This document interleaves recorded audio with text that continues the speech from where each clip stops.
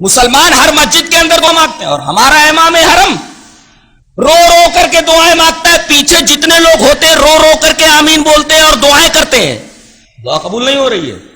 وہی ذلت و خواری، کہیں امن و سکون نصیب نہیں ہے، اس کا مطلب لیکیج ہے، کہیں گڑبڑی ہے، کہیں تو بھی لیکیج ہے، دعا قبول کیوں نہیں ہو رہی ہے؟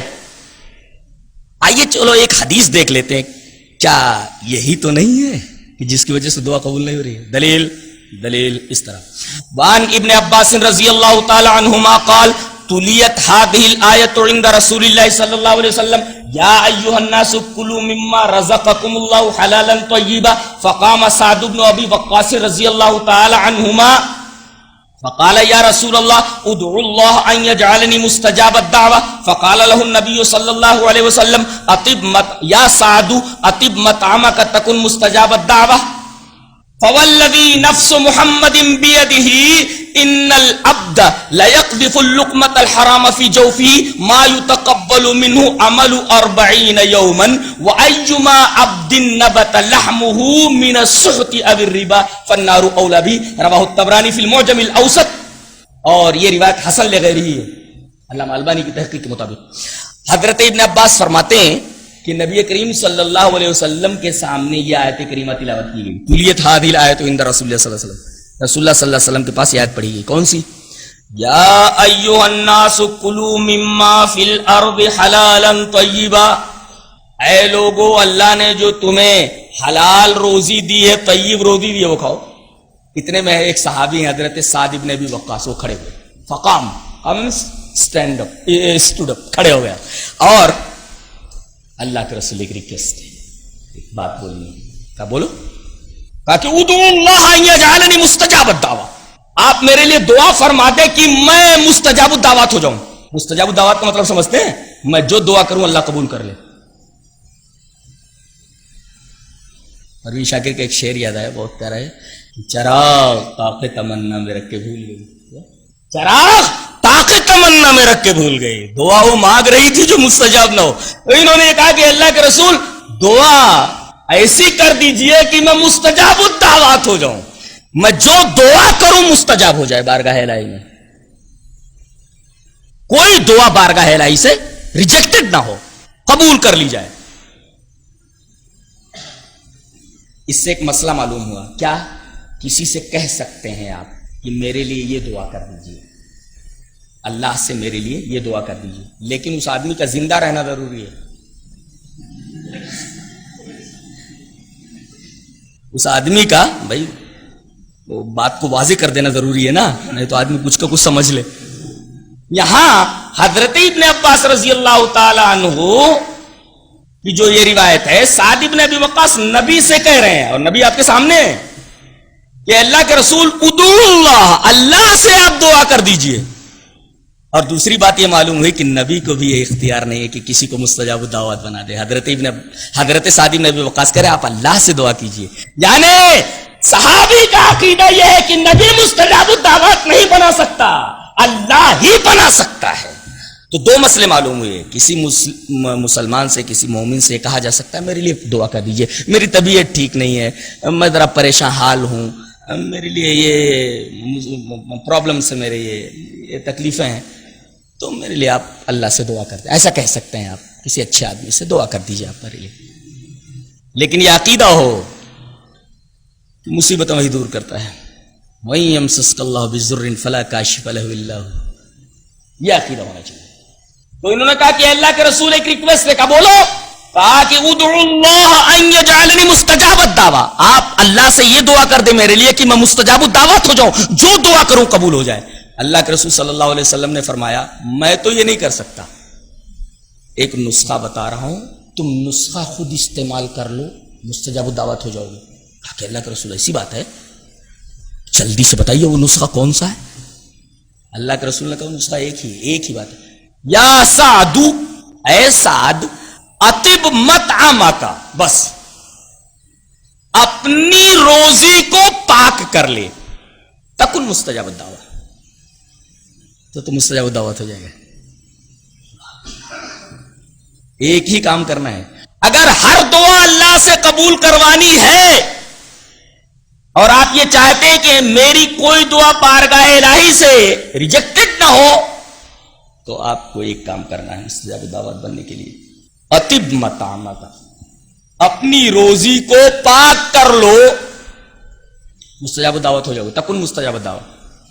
اس کے بعد آپ نے ایک عجیب بات فرمائی،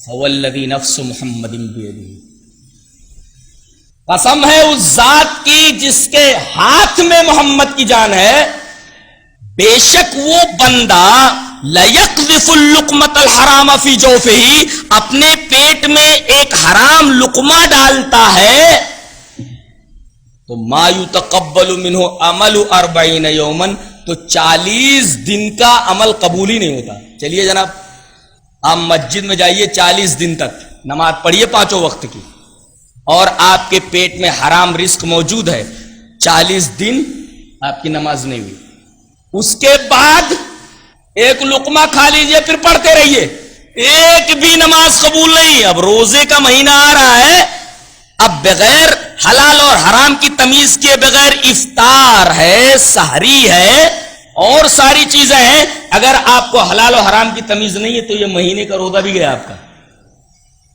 صرف بھوکا رہنا ہوا۔ آپ نے قسم کھا کر کے فرمایا والذی نفس محمد بیدی، قسم ہے اس ذات کی جس کے ہاتھ میں محمد کی جان ہے، ان العبد لیقذف اللقمۃ الحرام فی جوفہ، اپنے پیٹ میں لقمہ حرام ڈالتا ہے تو ما یتقبل منہ عمل 40 یوم، تو 40 دن کا عمل قبول نہیں ہوتا۔ اور آگے آپ نے فرمایا وَأَيُّمَا عَبْدٍ نَبَتَ لَحْمُهُ مِنَ السُّحْتِ أَوِ الرِّبَا فَالنَّارُ أَوْلَىٰ بِهِ، وہ بندہ جس کا گوشت ہی پلا بڑھا ہو حرام سے اور سود سے، تو آگ ہی اس کے لائق ہے، آگ ہی میں وہ جائے گا، جہنم میں جائے گا وہ۔ اور یہاں حرام کو سحت کہا گیا، سحت، جانتے ہیں یہ صفت کس کی اللہ نے بیان کی ہے قرآن میں؟ ایک ہے آکل، کھانے والا، اور ایک ہے اکال، بہت زیادہ کھانے والا۔ مبالغہ کیسے گا؟ جیسے غافر، بخشنے والا، غفار، بہت زیادہ بخشنے والا۔ ایک ہے سامع، سننے والا، ایک ہے سماع، بہت زیادہ سننے والا۔ یہاں کہا گیا یہودیوں کے بارے میں سماعون للکذب اکالون للسحت۔ کتنی عجیب بات ہے کہ یہ جھوٹ کے سب سے زیادہ سننے والے اور سب سے زیادہ حرام کھانے والے ہیں۔ آج پوری دنیا کو انہوں نے سود کے خوفناک آکٹوپس کے ہاتھ میں دنیا کو دے دیا ہے۔ یہ دینے والے کون ہیں؟ یہ یہودی۔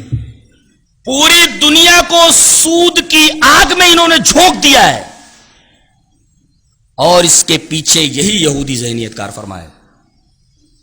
پوری دنیا سود کے چنگل میں جکڑی ہوئی ہے، اور یہ بات 1400 سال پہلے نبی کریم صلی اللہ علیہ وسلم کو پوری آیت اتر رہی ہے، سماعون للکذب اکالون للسحت، جھوٹ کے بہت زیادہ سننے والے اور سود کے بہت زیادہ کھانے والے۔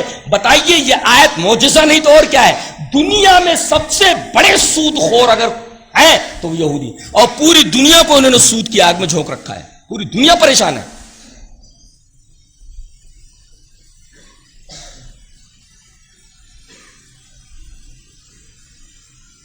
کتنی قسم کی تجارتیں ہیں، کتنے قسم کے دھندے ہیں۔ میں تو یہ کہوں گا کہ بنیادی طور پر حصول رزق کے 2 ذرائع ہیں، ایک زراعت ہے اور ایک تجارت ہے۔ میں ابھی اپنے گاؤں سے آیا، میں نے دیکھا کہ وہ لوگ جو محنت کی اور پسینے کی کمائی کھایا کرتے تھے، کھیت میں دنوں رات کام کرتے تھے، وہ لوگ بھی سود کی لعنت میں گرفتار ہیں۔ وہ کیا کرتے ہیں؟ 5 بیگھہ کھیت یا 1 بیگھہ کھیت یا 5 ایکڑ کھیت کسی کو دے دیتے ہیں، یہ 5 ایکڑ کھیت آپ کے حوالے ہے، ہمیں 5 کنتل، 1 کنتل 100 کلو کا، 5 کنتل ہمیں ہر فصل پر دے دینا۔ گیہوں کی فصل کے اوپر 5 کنتل گیہوں دے دینا، دھان کی فصل پر 5 کنتل دھان دے دینا. اب بتائیے یہ سود نہیں ہے؟ آپ نے متعین کر دیا کہ مجھے 5 کنٹل لینا ہے اور 5 کنٹل سے کم ہوا تو اصول یہ ہے شریعت کا کہ کسی بھی بیع میں، کسی بھی لین دین میں، کسی بھی تجارتی معاملے میں متعاقدین میں سے، متبایعین میں سے، مشتری اور بائع میں سے، خریدار اور جو ہے دینے والے کے درمیان، ان میں سے کسی ایک کا نقصان ہو، ایک کا فائدہ ہو تو وہ بیع حرام ہے. ایک کا فائدہ ایک کا نقصان حرام ہے. اس کو کہتے ہیں کٹوتی پر کھیت دینا. تقریباً 90% کسان سود کی اس لعنت میں گرفتار ہیں. تو حصول رزق کے بنیادی ذرائع 2 ہیں. ایک زراعت ہے، 90% کسان سود کی لعنت میں گرفتار ہے، وہاں بھی حرام طریقے سے کما رہا ہے، حرام طریقے سے کما کر کے حرام لقمہ اپنے پیٹ میں جائے. اور حصول رزق کا دوسرا ذریعہ بزنس ہے، تجارت. نئی نئی شکلیں تجارت کی، قسطوں پر چیزوں کو لینا. بعض لوگ کہتے ہیں قسطوں پر اگر چیز لی جائے تو جائز ہے، لیکن میں نے غور کیا، جہاں تک میری سمجھ ہے، میں ایک دلیل دے رہا ہوں. یہ چشمہ ابھی لیجئے تو 100 روپے کا ہے، ابھی پیسہ دے دیجئے تو 100 روپے کا ہے. اور قسط پر لیجئے اگر 1 مہینے میں دے رہے ہیں، ہفتہ ہفتہ کر کے دے رہے ہیں، تو یہ 150 روپے کا ہے. میں یہ کہتا ہوں کہ یہ 50 روپیہ زیادہ آپ نے کس وجہ سے لیا؟ اسی کا نام تو سود ہے. بعض لوگ کہتے ہیں کہ بیع بالتقسیط جائز ہے. کیسے جائز ہے؟ میری سمجھ میں تو نہیں آتا. اسی طریقے سے بزنس کی نئی نئی قسم ہے، RCM، RPM، ایم وے، بیع بالتقسیط. ایم وے تو بیع مخاطرہ ہے، اس میں لنک بنانی پڑتی ہے. مثلا آپ نے 5000 روپیہ کہیں جمع کر دیا یہ کمپنی کے لیے، یا جو یہ کمپنی کھولے ہوئے ہیں آپ نے دے دیا ان کو. اب آپ لنک نہیں بنا سکے تو وہ پیسہ گیا، آپ کو وہ پیسہ واپس نہیں کرتے وہ لوگ. تو آپ غور کریں گے تو یہ سارے کے سارے جو بزنس ہیں جس کا نام ابھی میں نے بتایا، جیسے RCM ہے، RPM ہے، ایم وے ہے، وغیرہ وغیرہ. شیئرز کے بہت سارے، حصص کے بہت سارے اقسام ہیں جو ناجائز ہیں. ہاں وہ شیئرز جائز ہیں، وہ شیئر آپ خرید سکتے ہیں جس کے بارے میں آپ کو پورا یقین ہے کہ آپ کا پیسہ وہ ایسی کمپنی میں لگائیں گے جو کمپنی حلال تجارت کرتی ہے. اور ایسی بہت ساری کمپنیاں ہیں، ایسا نہیں ہے کہ نہیں ہے. آپ کو پورا یقین ہے تو آپ وہ شیئر خرید سکتے ہیں. میں یہ کہتا ہوں کہ 90% جس طرح کسان زراعت کے معاملے میں سود میں مبتلا ہے، اسی طریقے سے 90% مسلمان تجارت کے معاملے میں بھی سودی آکٹوپس کے چنگل میں پھنسے ہوئے ہیں.